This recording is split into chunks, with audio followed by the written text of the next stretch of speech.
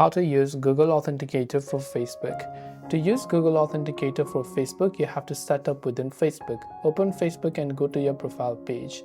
Then tap on the menu icon from the top left of the screen, which is a 3 lines icon. Then go to Settings and Privacy and then go to this option called Settings. Now from Settings, you can see the option called Account Center. Make sure to select Account Center. And from Account Center, you can go to Password and Security. From Password and Security, you can see two-factor authentication. Select that, select your Facebook account.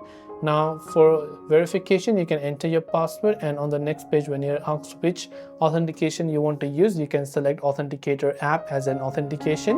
When you select Authenticator, you'll be given a QR code or a setup key, which you can open the Google Authenticator app by tapping the plus icon from the bottom right and scanning that QR code that Facebook gave you, or entering the setup key manually, and thus Facebook's authentication will be added to your Google Authenticator list.